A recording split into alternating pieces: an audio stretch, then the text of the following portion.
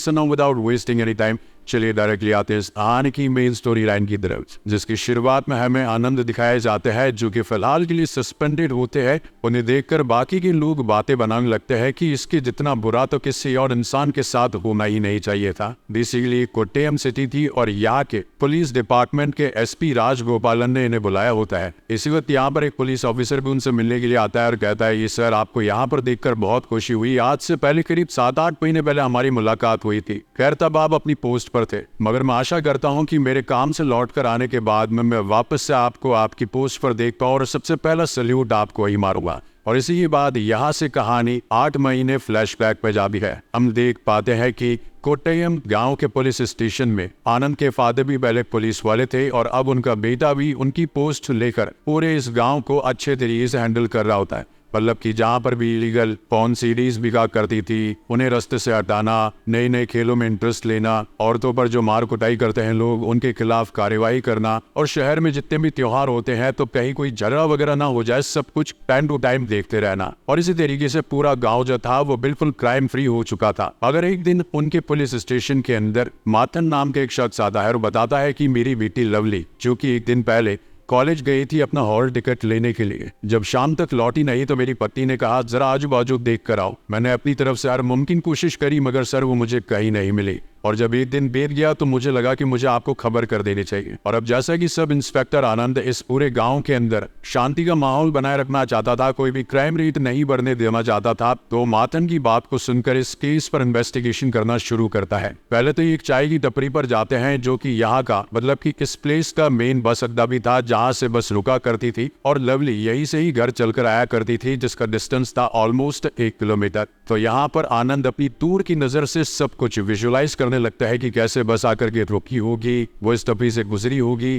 टपरी वाले ने कहा था कि मैं तुम्हारे पिता के लिए केले के बीज भी लेकर आया हूँ। फिर 2 लड़के जो कि चोरे थे उसका पीछा कर रहे थे, और अब इस तरीके से इन्वेस्टिगेशन करते करते ये उन दोनों लड़कों की घर पर पहुंच जाता है। सबसे पहले तो उनकी धुलाई कुटाई करके उन्हें पुलिस स्टेशन लाया जाता है और फिर सच्चाई पूछी जाती है, जहाँ पर ये दोनों ही लड़के बताते हैं कि सर हम मानते हैं कि हमने लवली को छेड़ा जरूर और घर पर बुलाने की कोशिश भी करी, मगर उस वक्त वहां से एक मच्छी बेचने वाला निकल रहा था तो इस वजह से हमने लवली को जाने दिया। और वैसे भी सर वो हमारी अच्छी दोस्त है, हमने कोई उसका देते वगैरह करने के बारे में नहीं सोचा। और जब इस बात को उस मछली वाले से क्रॉस चेक किया जाता है तो पता चलता है कि उस वक्त मछली बेचने वाला इनके घर पर भी मछली देने के लिए गया था और उसने लवली को आते वक्त देखा था जब ये दोनों उसके पीछे नहीं थे। यानी कि ऑलमोस्ट घर से 500 मीटर की दूरी तो तय हो चुकी थी, और फिर जो कांड हुआ था वो इस 500 मीटर की दूरी के बाद से होना शुरू हुआ। तो खैर अपनी इन्वेस्टिगेशन को जारी रखने के लिए आनंद उनके घर पर जाता है। यहाँ पर उसे पता चलता है कि उसकी बेटी जो कि चर्च में बहुत ज्यादा इंटरेस्ट रखा करती थी, जीसस को अपना भगवान माना करती थी और आगे चल करके एक नन ही बनना चाहती थी, मगर पेरेंट्स इस बात के खिलाफ थे। और अब क्योंकि घर के रास्ते में फादर थॉमस का चर्च भी बड़ा करता था, इसलिए आनंद अपनी इन्वेस्टिगेशन के लिए वहां पर भी जाना चाहता था। लेकिन यहाँ के जो लोग थे वो पुलिस को अंदर जाने से मना कर देते हैं और कहते हैं कि चर्च एक पवित्र स्थल है, यहाँ पर कोई भी क्राइम होता नहीं है, तो जितना जल्दी हो सके यहाँ से निकल जाओ। मगर पुलिस और यहाँ के लोकल लोगों के बीच में मार कुटाई हो जाती है। तो दूसरे पुलिस स्टेशन का इंस्पेक्टर यहाँ पर आकर पहले तो आनंद को फटकारता है और कहता है कि क्या तुम्हें इन लोकल्स के बारे में नहीं पता, ये 2 गुटों में बटे हुए, आधे लोग जो चर्च आते हैं और आधे जो नहीं जाते हैं। तो जिन लोगों का यहाँ पर आना जाना रेगुलर है, अगर तुम इनकी आस्था के साथ खिलवाड़ करोगे तो तुम्हें कच्चा चबा जाएंगे। जल्दी से जल्दी इस केस को यहीं पर खत्म करो और यहाँ से निकलो।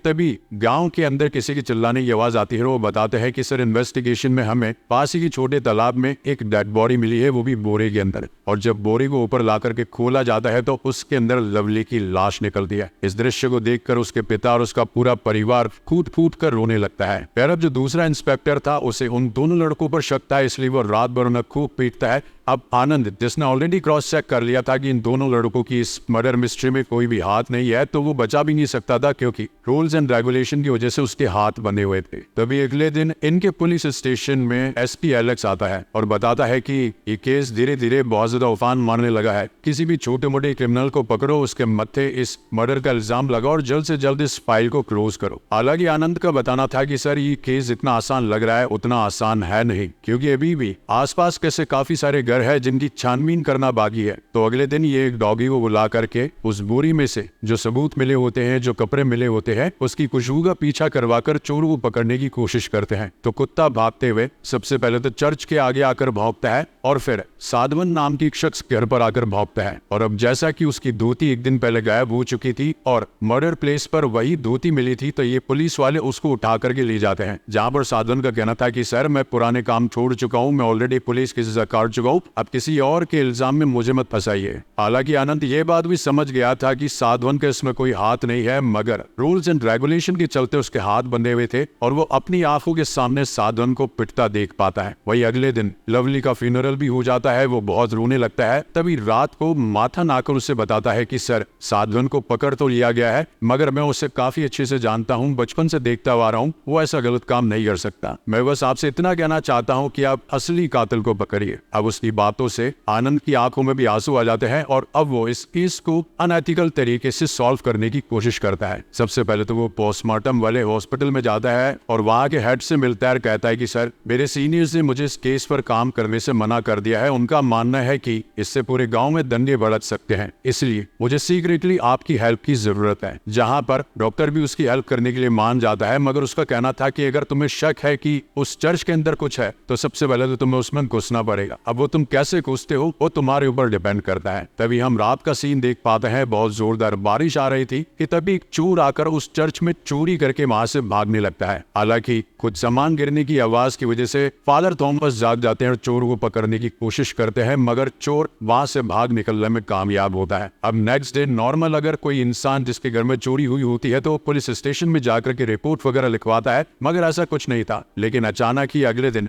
पुलिस वाले उस चोर को धर दबोच करके फादर थॉमस के पास ले आते हैं और बताता है कि रात को जब हम पेट्रोलिंग पर निकले थे तो ये चोर भागकर कुछ सामान लेकर जा रहा था और 2 डंडे मारने पर इसने बताया कि उसने ये चोरी आपके यहाँ से करी है, क्या आप इस पर कंप्लेंट लिखवाना चाहेंगे? मगर फादर थॉमस कोई भी कंप्लेंट लिखवाने से मना कर देते हैं। लेकिन ये तो ऑलरेडी आनंद का प्लान था उस चर्च में कैसे भी करके घुसने का, और इस चोर के बहाने से वो अंदर घुस चुके थे। देन फॉरेंसिक की टीम अंदर जाती है और फिर कुछ ह्यूमन टिश्यूज, चूड़ियां, लड़की के बाल एक्सेट्रा काफी सारी चीजों को लेकर वहां से निकल जाती है। आनंद को पक्का भरोसा हो चुका था कि अब तो फादर थॉमस जिससे कि गांव के लोग बचा रहे हैं, इनफैक्ट पुलिस वाले भी उसके साथ जो मिले हुए हैं, अब वो ज्यादा दिनों तक बच नहीं पाएगा। मगर फॉरेंसिक रिपोर्ट आने के बाद में केस ने जिस तरीके से उछाल मारा, ये तो सचमुच काबिले तारीफ था, क्योंकि ये मर्डर फादर थॉमस ने नहीं बल्कि उसकी बहन ब्लेसी ने किया था। अब यहाँ पर कहानी की कुछ हिडन पॉइंट्स बताए जाते हैं कि ब्लेसी जो कि वासु से प्यार किया करती थी और उसके साथ इंटीमेट भी हुआ करती थी, तो एक दिन जब फादर थॉमस शहर के अंदर एक मीटिंग के लिए गए थे तो पीछे से इंटीमेट हो रहे थे, और नेक्स्ट डे जब ब्लेसी अपने घर पर आने लगती है तो उसकी बड़ी बहन लवली ने उसे वासु के साथ में देख लिया था। अब अपनी बहन को शांत करवाने के लिए और ये समझाने के लिए कि भाई वो वासु से प्यार करती है, अब ये बात गांव में फैला मत देना, नहीं तो उनका जीना मुश्किल हो जाएगा। मगर लवली वहां से जाने लगती है तो उसको रोकने के लिए वासु उसका मुंह पकड़ लेता है और गलती से इतना टाइट मुंह पकड़ लेता है कि वहीं पर लवली की जान चली जाती है। और अब इसी वजह से रात को ब्लेसी और वासु को लवली की बॉडी को ठिकाने लगाना पड़ता है। उनका यह मानना था कि चर्च में जो कि फादर थॉमस है उनकी इज्जत बहुत ज्यादा बड़ी है, ऊपर से ये एक चर्च भी है तो किसी को भी इस राज का पता नहीं चलेगा। मगर इस गांव में सिर्फ ब्लेसी ही एक ऐसी लड़की थी जिसके बाल कलर्ड थे, और ऊपर से हादसे की जगह यानी कि उस चर्च में सिर्फ और सिर्फ लवली की ही नहीं बल्कि बेडशीट से ब्लेसी के भी बाल मिले थे, जिसका फॉरेंसिक रिपोर्ट में बढ़िया तरीके से जिक्र किया गया था। और इन्हीं बेसिस पर इन पुलिस वालों ने इन्वेस्टिगेशन करके वासु को धर दबोचा था। मगर जब उसे कोर्ट में ले जाने वाले थे कि तभी वो उनका साथ छुड़ा करके वहां से भागने लगता है। हालांकि ये 4 पुलिस वाले जिनके अंदर आनंद, कांस्टेबल चंद्रन, कांस्टेबल हसन और कांस्टेबल सुकुमरन भी शामिल था, वो उसे पकड़ने की बहुत कोशिश करते हैं, मगर वो ट्रेन की ट्रैक तक पहुंच चुका होता है। तभी वहां से ट्रेन गुजरती है जो कि बहुत ही तेजी के साथ उसकी चीथड़े उड़ा देती है। हालांकि सॉल्व हुआ केस भी अब आनंद के फेवर में नहीं जाता बल्कि उसके ऊपर इंक्वायरी इंक्वायरी बिठाई जाती है कि तुम एक मुजरिम को भी ठीक से पकड़ नहीं सकते, और इसी गुनाह के चलते सिर्फ एक नहीं बल्कि उन चारों कांस्टेबल को सस्पेंड कर दिया जाता है। और फिर वापस से कहानी आती है प्रेजेंट टाइम में, जहां पर हम देख पाते हैं कि सब इंस्पेक्टर आनंद, जिसे कि मिलने के लिए एसपी राजगोपालन ने बुलाया होता है, वो बताते हैं कि मैं जानता हूं कि तुम सस्पेंड हो चुके हो, मगर अभी कुछ ही दिनों पहले मेरे पास में एक केस आया है। ये 6 साल पुराना मर्डर केस है। इस पर ऑलरेडी 2 पुलिस डिपार्टमेंट और एक FBI ब्रांच काम करके अपने हाथ जोड़ चुके हैं, क्योंकि उन्हें आरोपी का पता ही नहीं चला। ये केस मैं तुम्हें देना चाहता हूं, क्योंकि तुम छोटी से छोटी बारीकी को पकड़ने में बहुत ज्यादा होशियार हो। अगर मान लो एक केस तुमसे सॉल्व हो भी जाता है तो तुम डायरेक्ट जाकर के आरोपी को मत पकड़ना, मुझे बताना, मैं पकड़ूंगा और फिर आगे चल करके तुम्हारी सिफारिश करूंगा, ताकि तुम वापस से किसी छोटे मोटे काम पर लग सको, मगर तुम्हें किसी भी स्टेशन का इंचार्ज नहीं बनाया जाएगा। और बाय चांस अगर तुम इस केस में कामयाब नहीं हो पाते हो, आरोपी को नहीं पकड़ पाते हो, तो जस्ट एक क्लोजर फाइल शीट चार्ज कर देना। और वैसे भी खाली बैठे हो तो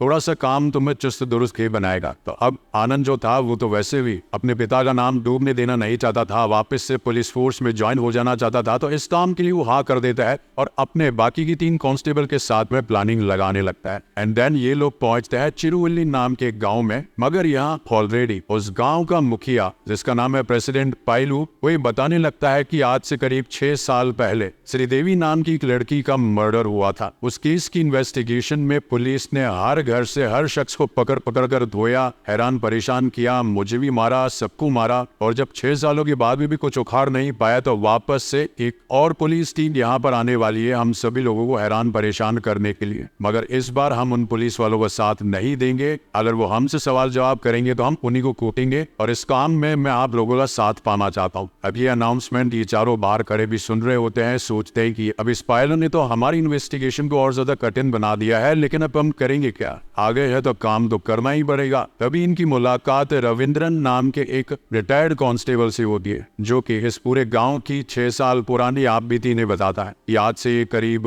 25 साल पहले की बात है। एक ऊंची जाति का लड़का हुआ करता था जिसका नाम था पारन गोदन। उसे मरियम्मा नाम की एक नीची जाति की लड़की से प्यार हो गया। इन दोनों ने भाग करके शादी करने का डिसाइड किया, और जब लड़की को एक घर लेकर के आया तो घर वालों ने उसे एक्सेप्ट नहीं किया और उसे भी घर से बाहर निकाल दिया। देन ये लोग गांव के बाहर ही रहने लगे। इनकी एक बच्ची भी हुई जिसका नाम उन्होंने रखा श्रीदेवी। मगर बाद में पारन गोदन, जिसकी नीयत खराब हो चुकी थी, वो वाइफ के साथ में अनवांटेड सेक्स किया करता था, बहुत ज्यादा परेशान किया करता था, दारू पिया करता था, मारपीट किया करता था और पैसे भी ला करके नहीं दिया करता था। इसीलिए मरियम ने गांव के लोगों की मदद करी और फिर पारन गोदन को यहाँ से बाहर निकलवा दिया, और फिर खुद ही सिलाई कर करके खुद की लाइफ और अपनी बेटी श्रीदेवी की लाइफ को आगे बढ़ाने लगी। मगर श्रीदेवी, जिसे कि रोमांटिक नॉवेल्स पढ़ना बहुत ज्यादा पसंद था, उसका किसी गांव के बाहर के लड़के के साथ चक्कर चल रहा था। इसलिए जिस दिन वो उसके साथ भागने के लिए रेडी हुई थी, न जाने या तो उसके आशिक ने या फिर किसी और ने उसका मर्डर कर दिया। हालांकि रही बात दुश्मनी की, तो पूरे गांव में ऐसा कोई भी शख्स नहीं था जिसकी श्रीदेवी या फिर उसकी माँ के साथ में कोई भी दुश्मनी हो। और इसी वजह से पुलिस इन्वेस्टिगेशन के दौरान इस गाँव के सभी लोगों को पूछताछ के लिए बुलाया गया, खूब ज्यादा मारपीट करी गई, परेशान किया गया। और यही रीजन है कि आज भी चिरुवल्ली के लोग वो सत्याकांड के बाद वो इन्वेस्टिगेशन से डरते हैं। यार ये तो हुई इस केस से जुड़ी कुछ बातें। थोड़े दिनों बाद में गांव में एक त्योहार है और उसी त्योहार में मेरी बेटी की शादी भी है। आपको निमंत्रण भेज दूंगा, आपको जरूर आना पड़ेगा। तब तक के लिए मैं आपके लिए अपना दूसरा वाला घर खुलवा देता हूं, ताकि वहां पर रहकर आप इस केस को और ज्यादा सुलझा सकें, क्योंकि मुझे एसपी राजगोपालन सर ने कहा था कि आपकी मदद कर भी है। लेकिन ये सारी बातें प्रेसिडेंट पायलो को पता चल चुकी होती है, इसलिए वो ढेर सारे लोगों को उसके घर के सामने लाकर इन चारों को मारने पीटने की कोशिश करता है। जहाँ पर रौब दिखाते हुए आनंद बताता है कि देखिए आपके साथ पहले क्या हुआ क्या नहीं हुआ, और मुझे सब कुछ इन्होंने बता दिया है। और रही बात इन्वेस्टिगेशन की, तो मैं हर किसी को पूछताछ के लिए परेशान नहीं करूंगा, सिर्फ अपनी जांच पड़ताल करूंगा। मुझे 5 दिनों का वक्त चाहिए। अगर मैं इस केस को सुलझा नहीं पाया तो आपको नमस्ते करके वापस अपने गांव निकल जाऊंगा, मगर प्लीज तब तक के लिए कोऑपरेट कीजिए। और अब केस की कड़ियों को सुलझाने के लिए वो सबसे पहले मरियम्मा के घर पहुंचते हैं, जहां पर वो बताती है कि श्रीदेवी को नॉवल पढ़ने का बहुत शौक था। वो गाँव की सबसे सुंदर लड़की थी, उसका किसी के साथ चक्कर भी नहीं था। मगर एक दिन उसने घर से भागने भागने का डिसाइड किया और अगले दिन उसकी लाश मिली।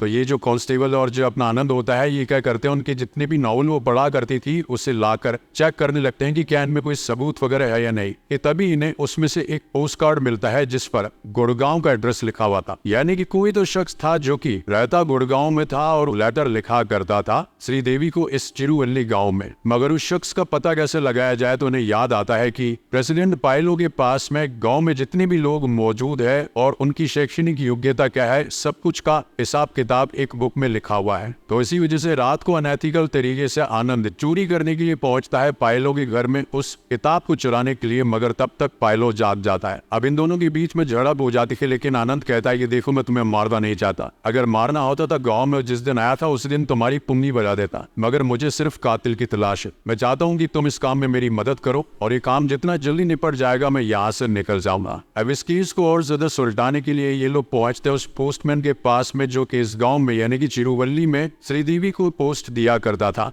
जहाँ पर वो बताता है कि इस गांव में सदानंदन नाम का एक थिएटर आर्टिस्ट है जो कि पढ़ा लिखा है, ऑलरेडी काफी सारे अवार्ड भी जीत चुका है और अपने बेटे को पढ़ाई करवाने के लिए उसने गुड़गांव भेजा था। वो वहां पर जॉब भी करता था, तो हो सकता है कि शायद उसी का बेटा हो। तो अब ये क्या करते हैं, सभी लोग इन्वेस्टिगेशन के लिए सदानंदन को पुलिस स्टेशन में बुला लेते हैं और कहते हैं कि देखो पता तो हमें चल चुका है कि कातिल कौन है। वो कोई लड़का नहीं बल्कि एक आदमी है, उसकी एज 60 साल से ज्यादा है। उसका बेटा जो कि पढ़ाई करने के लिए इस गांव से बाहर गया था अच्छी जॉब वगैरह के लिए, और जब छुट्टियों में इस गांव में आया तो श्रीदेवी नाम की लड़की से उसे प्यार हो गया, इनके बीच में कनेक्शन हो गया और इसी वजह से श्रीदेवी के पेट में 3 महीने का बच्चा भी था। और जब श्रीदेवी ने उसके साथ शादी करने का सोचा तो इस शख्स को लगा कि हम तो ऊंची जाति के और ये श्रीदेवी नीची जाति की, अगर ये शादी गांव में हो गई तो गांव में हमारा नाम तो खराब हो जाएगा। खैर अभी तक पुख्ता सबूत आए तो नहीं है कि वो शख्स है कौन, इसलिए हमने आपको यहाँ पर इन्वेस्टिगेशन के लिए बुलाया था, मगर हम कल उस शख्स को पकड़ ही लेंगे और खुद एसपी राजगोपालन आकर उसे पकड़ेंगे और उसे